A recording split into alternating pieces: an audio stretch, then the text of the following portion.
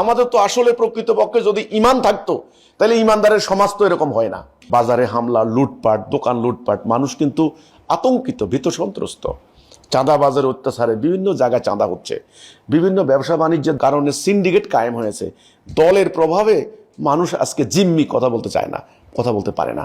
আমরা নামাজ পড়ি, রোজা রাখি, হজ করি, কিন্তু ঈমান নাই, কলেমা তাওহীদের উপর ঈমান নাই। তাওহীদের কথা হলো আল্লাহর হুকুম ছাড়া কারো হুকুম মানি না, লা ইলাহা ইল্লাল্লাহ মুহাম্মাদুর রাসূলুল্লাহ। এ কথার মধ্যে আমরা আসতে হবে। বিসমিল্লাহির রহমানির রহিম, আলহামদুলিল্লাহি রাব্বিল আলামিন। আজকের একটি গুরুত্বপূর্ণ বিষয় নিয়ে আমাদের এলাকার সর্বসাধারণ মানুষের প্রতি আমার স্বনির্বন্ধ একটি অনুরোধ এবং আমার কিছু কথা।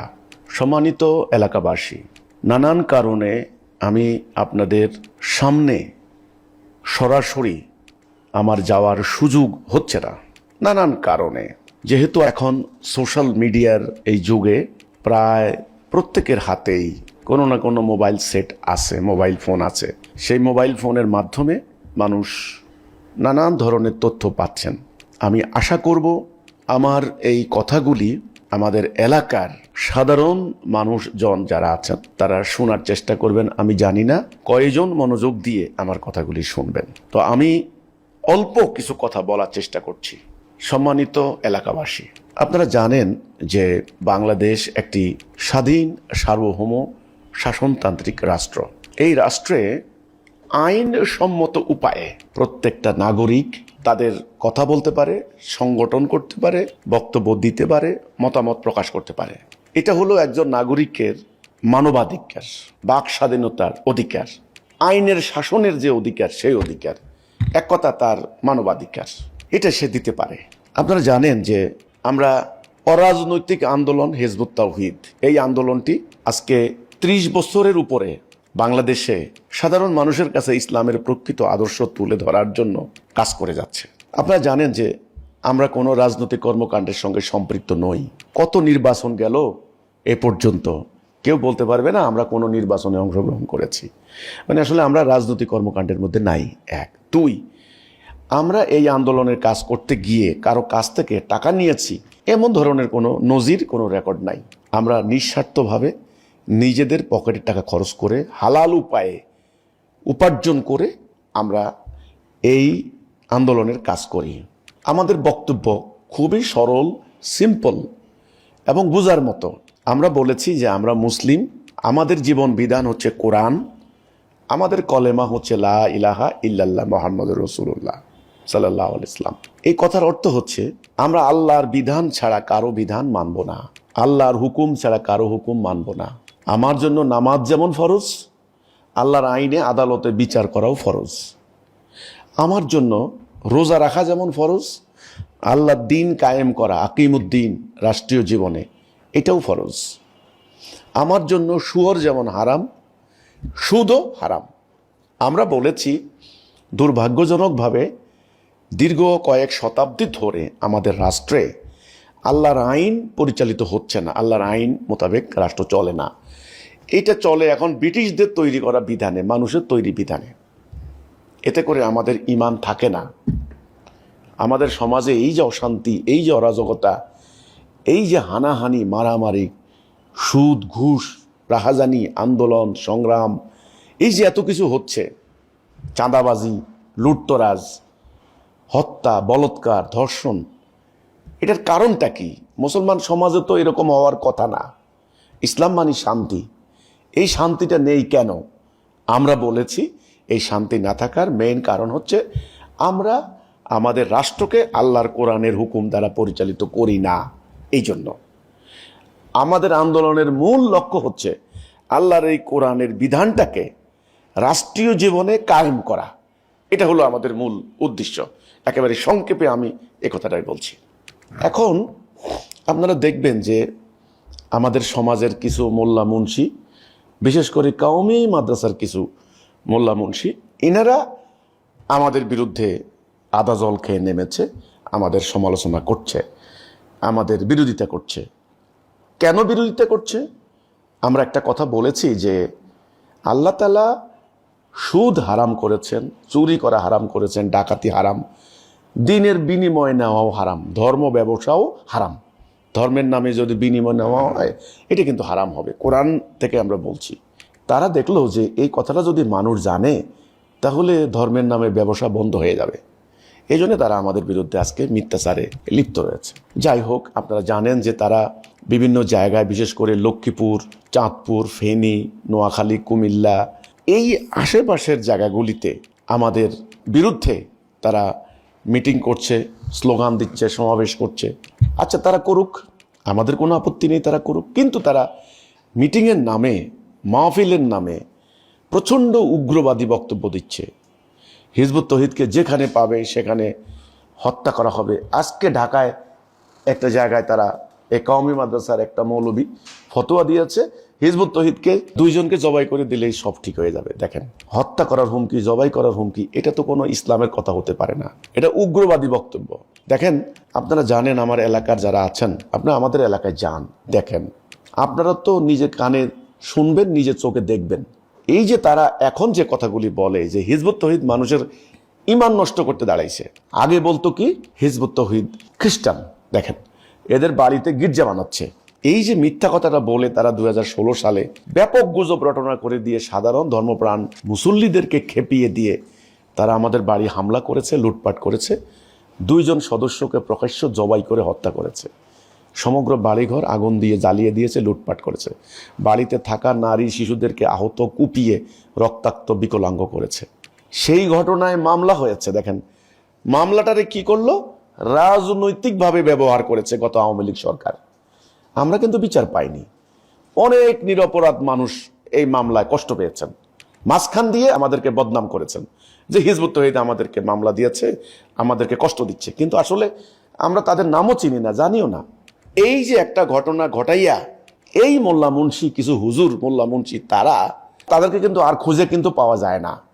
2009 সালে একবার তারা হামলা চালাইয়া 8টা বাড়ি আগুন দিয়ে জ্বালাই দিছে, আমাদের বাড়ি সোনাইমুড়ি, চাষিরহাটে।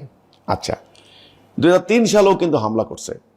এখন তারপরে কি হলো দেখেন, এরপরে আমাদের এলাকায় সাধারণ জনগণ সাক্ষী, সবাই জানে, আমরা কিন্তু কাউকে হামলা করি নাই, আমরা উস্কানি দেই নাই।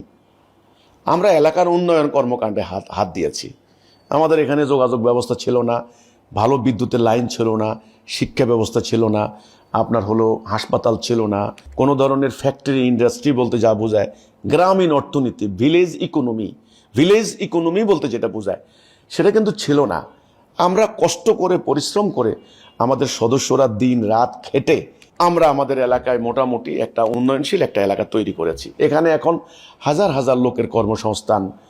আপনি যদি আমাদের চাষিরহাট এলাকায় যান, দেখবেন সেখানে যোগাযোগ ব্যবস্থা খুবই সুন্দর, সেখানে হাসপাতাল আছে, সেখানে স্কুল আছে, একটা হাই স্কুল আছে। সেখানে আগে মানে মাদক নিয়ে অনেক গন্ডগোল হইতো, আমাদের কর্মপ্রচেষ্টায় এখন অনেকটাই মাদকতা থেকে মুক্ত, অনেকটাই। আর সমগ্র এলাকাবাসী যদি ঐক্যবদ্ধ না হয়, আসলে পুরো মুক্ত করার পক্ষে আমাদের পক্ষে সম্ভব না। তো আমরা আমাদের আইনশৃঙ্খলা বাহিনীর সদস্য যারা আছেন, গণমাধ্যমের কর্মীরা, সাংবাদিকরা যারা আছেন, তারা কিন্তু বারবার গিয়ে আমাদের খামারের প্রতিবেদন লিখেছেন, আমাদের মৎস্য খামারের প্রতিবেদন আমরা উপজেলা, জেলা পর্যায়ে বারবার কিন্তু আমরা পুরস্কার পেয়েছি, জাতীয় পর্যায়ে, বিভাগীয় পর্যায়ে আমরা কিন্তু পুরস্কার পেয়েছি। তাহলে এলাকার উন্নয়ন কর্মকাণ্ডে আমরা হাত দিয়েছি, আমরা ঐক্যবদ্ধতা চেয়েছি, আমরা ভ্রাতৃত্ব চেয়েছি। আমাদের গ্রামে আমরা সেই বছরের পর বছর ধরে আমরা শান্তিপূর্ণভাবে বসবাস করে আসছি। আমাদের গ্রামের মানুষের কোনো ধরনের ওজোর আপত্তি, কোনো সমস্যা নেই, কেউ বলতে পারবে না। ঈদের জামাত হয়, কয়েকটা জামাত হয়, আমাদের বাজারেও একটা জামাত হয়, আমাদের হাই স্কুলের মাঠে একটা জামাত হয়, আবার আমাদের প্রাথমিক বিদ্যালয়ের মাঠে একটা জামাত হয়। এই জামাতে যার যেমন ইচ্ছা খুশি, যার যেই ইমামের পিছনে নামাজ পড়ে, কোনো সমস্যা আমি দেখি না। কোরবানি ঈদের টাইমে গরুর জবাই হয়, সবাই কোরবানি দেয়, যার যেমন গোস্ত ভাগাভাগি করে নিচ্ছে, আমি কোনো সমস্যা দেখতেছি না। এখানে সোনাইমুড়ি থানা যত পুলিশ কর্মকর্তা আসেন, সবাই কেউ না কেউ আসেন, মাঝে মধ্যে দেখেন, খোঁজ খবর নেন, সবাইকে জিজ্ঞাসা করেন তো চাষিরহাট এলাকা তুলনামূলক অন্য নদীর থেকে শান্তিপূর্ণ থাকে। তাহলে এখন এই এলাকাকে অস্থিতিশীল, আনরেস্ট করার জন্য একটা গোষ্ঠী ওই চট্টগ্রাম থেকে আসে, গাজীপুর থেকে যায়, খুলনা থেকে আসে, ঢাকা থেকে যায়, যাইয়া বিভিন্ন কওমি মাদ্রাসায় এরা শিক্ষকতা করে, বিভিন্ন মাদ্রাসা আছে, আবার ওই নোয়াখালী এলাকায় বিভিন্ন কওমি মাদ্রাসা আছে, এরা এদেরকে দাওয়াত দেয়।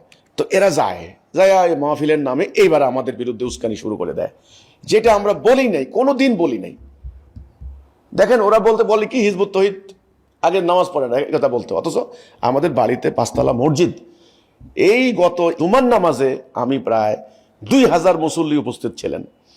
এখানে কৃষক শ্রমিক থেকে শুরু করে এখানে সরকারি কর্মকর্তা, আলেম ওলামা, এলাকার জনগণ, দূরবর্তী এলাকার জনগণ, 2000 মুসল্লি উপস্থিত ছিলেন জুমার নামাজে। ওনারা বলুক তো কোন জায়গায় আমাদের ভুল মিস্টেক হয়েছে। আমরা মেয়েদের নামাজের ব্যবস্থা করেছি 3 তলা 4 তলায় মসজিদের, খুব শালীনতার সাথে, ভদ্রতার সাথে। আমাদের এলাকার মানুষ বলুক যে হিজবুত তৌহিদের ব্যবসায়ীরা যারা সদস্য ব্যবসা করে তারা কাকে ঠকায়, কাউকে ঠকায় কিনা, মাপে কম দেয় কিনা কেউ বলতে পারবে না। কিন্তু আমি অত্যন্ত উদ্বেগের সঙ্গে লক্ষ্য করছি এই যে একটা উগ্রবাদী গোষ্ঠী আমাদেরকে হামলা করার জন্য, আমাদের ভাই বোনদেরকে নির্যাতন করার জন্য নানান জায়গায় ষড়যন্ত্র করে যাচ্ছে। এটার ফল কি হয়েছে দেখেন, গত কয়েকদিনে কয়েকটি ঘটনা ঘটেছে। আমাদের পাশের সেনবাগ থানায় আমাদের এক সদস্য অনেকদিন থেকে সে ব্যবসা করে, তো পাশের গ্রামে সে তার ব্যবসায়িক কাজে সে ভ্যান গাড়িতে করে মালামাল বিক্রি করে। ওখানে গেল, বোধহয় কেউ কেউ তার চিনবেই তো, এলাকার লোক যেহেতু চিনে, তারে ধরে আটক করে রাখছে, তারে মারবে, ধরবে, তাকে এখন হত্যা করবে, ইত্যাদি ইত্যাদি। তো এলাকার কিছু লোকজন বলতেছে যে হিজবুত তৌহিদকে তোমরা মারবে কেন, কি সমস্যা? বলছে কালকে মসজিদে আমাদের হুজুরে বলছে হিজবুত তৌহিদ দেখলে আটক করে রাখবা, এই কারণে আমরা আটকাইছি। এই যে কাজটা করলো, পরে থানা পুলিশ গিয়ে তাকে উদ্ধার করে এনেছেন, এটা নিয়ে মামলার প্রক্রিয়া চলছে। এগুলো তো সন্ত্রাসী কার্যক্রম, এটা তো কোনো কথা হতে পারে না। আমাদের কোনো সদস্য যদি আপনার গ্রামে যায়, সেখানে আপনি আটক করে রাখবেন, তো আপনি কোথায় যাবেন? আপনি কি হাঁটাচলা করবেন না? আপনি কি আমার বাড়ির সামনে দিয়ে যাবেন না? আপনি কি রাজধানীতে আসবেন না? আপনি কি অন্য জেলায় যাবেন না? এগুলি কি যুক্তির কথা হতে পারে? এগুলি একদম সন্ত্রাসী কথাবার্তা, বেআইনি কথাবার্তা। প্রত্যেকটা মানুষের নাগরিক অধিকার, বাক স্বাধীনতা, ন্যায়সঙ্গত অধিকার রয়েছে। এদেশে বসবাস করার, ব্যবসা বাণিজ্য করার, চাকরি বাকরি করার, ধর্ম পালন করার, ধর্মের কথা বলার অধিকার রয়েছে। আর আমাদের কোরআনটা তো কোনো নির্দিষ্ট গোষ্ঠীর জন্য না, এটা ওই আগের হিন্দু ধর্মের ওই পুরোহিতদের মতো ব্রাহ্মণরাই খালি বলবে আর কেউ বলবে না, বিষয়টা তা তো না। কোরআন তো সবার জন্যই উন্মুক্ত। আমি কোরআন পড়তে পারি, কোরআন বুঝতে পারি, কোরআন সম্পর্কে আমি গবেষণা করতে পারি এবং কোরআনের শিক্ষা আমি প্রচার করতে পারি। হ্যাঁ, আমার কথা যদি কোরআনের বিরুদ্ধে হয় তখন আপনি বলতে পারেন যে তুমি কোরআনের বিরুদ্ধে কথা বলছো। আর কোরআন তো আছেই আপনার ঘরের কাছে, আমি কথা বললেই কি সেটা কি নিয়ে যাবেন নাকি? যাচাই করবেন না কোন সূরা, কোন আয়াত, কোন পরিপ্রেক্ষিতে কথা আমি বলছি। কাজেই কোরআন নিয়ে আমাকে কথা বলতে হবে, এটা আমার অধিকার, এটা আমার কথা বলার অধিকার। এই অধিকার আমাকে আপনারা, অধিকার থেকে আমাদের কেউ বঞ্চিত করতে পারে না।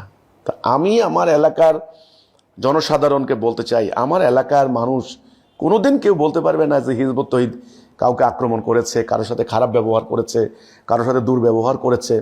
আমাদের কোনো সদস্য আপনারা দেখবেন আমাদের চাষিরহাটে এলাকায়, নোয়াখালীতে কেউ ভিক্ষা করে না, একটা হিজবুত তৌহিদ ভিক্ষা করে না। আমরা বলেছি ভিক্ষা করবা না, এটা খুব নিকৃষ্ট একটা কাজ। আমরা এত সদস্য থাকতে তুমি ভিক্ষা করবা কেন? কেউ ভিক্ষা করে না। কেউ বেকার থাকলে আমরা চেষ্টা করি তার কর্মসংস্থানের সৃষ্টি করে দিতে, কারণ আল্লাহ নবী বলেছেন যে নবীর শিক্ষা করো না ভিক্ষা। তো ভিক্ষা করে আমাদের কেউ ভিক্ষা করে না, বিনা চিকিৎসায় কেউ মারা যায় না। কেউ অসুস্থ হলে তার টাকা পয়সা থাকার না থাক, তাকে সঙ্গে সঙ্গে আমরা হাসপাতালে নিয়ে ন্যূনতম চিকিৎসা দেওয়ার ব্যবস্থা করি। তো তাহলে আমরা একটা আদর্শিক সমাজ, ইসলামের একটা আদর্শিক সমাজ, নবী করিম সাল্লাল্লাহু আলাইহি সাল্লামের শিক্ষা। এবং আমাদের ভেতরে আমরা দেখেন, আমাদের মসজিদে গেলে আপনি দেখবেন মসজিদের কোনো দরওয়াজা নাই, আমরা কোনো মসজিদের দরওয়াজা দিয়ে তালা লাগানোর সিস্টেম নাই। আপনি একজন লোক তাহাজ্জুদ নামাজ পড়বে রাত 3টা বাজে, সেও কিন্তু মসজিদে ঢুকতে পারে। মসজিদের বাথরুমে তালা লাগাই না আমরা, এবং মসজিদের পানি সবার জন্য উন্মুক্ত, মসজিদের ফ্যান, কত কিছু আছে। আমরা আজ পর্যন্ত এক জোড়া জুতা পর্যন্ত আমাদের মসজিদ থেকে চুরি হয় নাই। সেখানে 5 ওয়াক্ত আজান হচ্ছে, নামাজ হচ্ছে। কিন্তু একটা গোষ্ঠী আমাদের বিরুদ্ধে প্রচার চালাচ্ছে কি, এরা মানুষের ঈমান নষ্ট করতে দাঁড়াইছে। মানুষের ঈমান নষ্ট করিয়া লায়ের, নোয়াখালীর ভাষায় বলে মানুষের ঈমান নষ্ট করিয়া লায়ের। আরে ভাই, এই কথা তো বললে হবে না। কিভাবে ঈমান নষ্ট করলাম, কোন জায়গায় কোন কথা ঈমান নষ্ট করলাম? আমরা বলেছি তো, আমাদের তো আসলে প্রকৃতপক্ষে যদি ঈমান থাকতো তাহলে ঈমানদারের সমাজ তো এরকম হয় না। আমরা নামাজ পড়ি, রোজা রাখি, হজ করি, কিন্তু ঈমান নাই, কলেমা তাওহীদের উপর ঈমান নাই। তাওহীদের কথা হলো আল্লাহর হুকুম ছাড়া কারো হুকুম মানি না, লা ইলাহা ইল্লাল্লাহ মুহাম্মাদুর রাসূলুল্লাহ। এ কথার মধ্যে আমরা আসতে হবে, এ কথাটা আমরা বলেছি। তো আমি আমার এলাকার সাধারণ ধর্মপ্রাণ মানুষদেরকে বলতে চাই, আমরা লক্ষ্য করছি, পর্যবেক্ষণ করছি, অবলোকন করছি সেই উগ্রবাদী গোষ্ঠী যারা 2009 সালে হামলা চালিয়েছে, 16 সালে আমাদের বাড়ি কেন্দ্র করে অরাজকতা করেছে, আবারও তারা একটা ষড়যন্ত্র করছে, মিথ্যাচার করছে।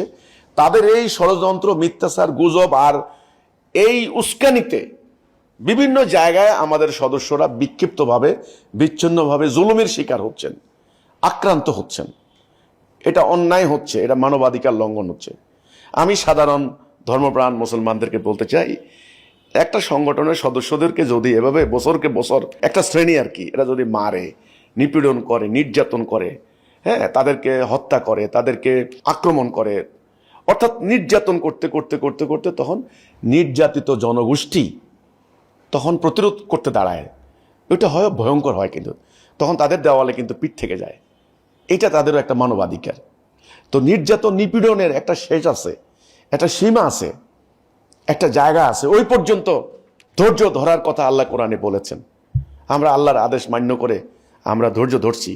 এই জন্য আমি আমার এলাকার নোয়াখালী, লক্ষ্মীপুর, চাঁদপুর, সোনাইমণি এই এলাকার লোকজন যারা আছেন, আমার এই বক্তব্য যারা শুনছেন, আমি আপনাদেরকে সনির্বন্ধ অনুরোধ করব, আজকাল তো ফেসবুকে কোনো কথা বললে গালাগালি, শুধু কথা নয় বার্তা নয়, শুধু গালি আর গালি। আর সোশ্যাল মিডিয়া দেখলাম আমার বিরুদ্ধে তারা এআই ব্যবহার করে ফটোকার্ড তৈরি করে জঘন্য অশ্লীল মিথ্যা অপপ্রচার চালাচ্ছে, যেটা আমরা বলি নাই কখনো সেটা। আর সাধারণ অনেক মানুষ কিন্তু আমাদের সম্পর্কে জানেন না ভালো করে, আমাদের বাড়িতে আসেন নাই, আমাদের মসজিদ দেখেন নাই, আমাদের উন্নয়ন প্রকল্প দেখেন নাই, না দেখে তারা ওই তৃতীয় পক্ষের কথা বিশ্বাস করে তারা প্রভাবিত হচ্ছেন। তা আমি আমাদের এলাকার সাধারণ তরুণদেরকে বলতে চাই, ধর্মপ্রাণ মুসলমান সবাইকে বলতে চাই যে দেখুন, আমরা আল্লাহর কোরআনের বিধান প্রতিষ্ঠা করতে দাঁড়াইছি। আমরা কোনো অন্যায় করি নাই, কোনো আইন ভঙ্গ করি নাই। আল্লাহ রসুল যেই সমাজটা কায়েম করেছেন, সেই সমাজ কায়েম করার জন্য আমাদের এই সংগ্রাম।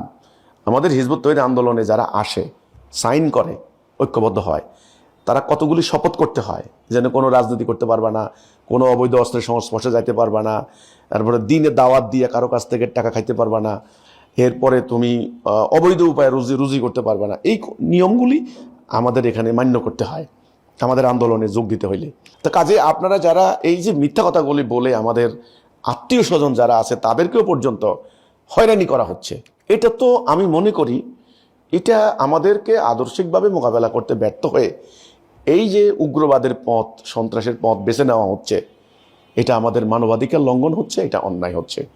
আমি সর্বসাধারণ ধর্মপ্রাণ মানুষ যারা আছেন, আমি আপনাদেরকে বলতে চাই, ইদানিং রাজনীতির কারণে, রাজনীতির রেষারেষির কারণে পাড়ায় পাড়ায়, মহল্লায় মহল্লায় সরকারি দল, বিরোধী দল, এই দল ওই দল, মারামারি, খুনাখুনি, বাজারে হামলা, লুটপাট, দোকান লুটপাট, মানুষ কিন্তু আতঙ্কিত, ভীত সন্ত্রস্ত, চাঁদাবাজের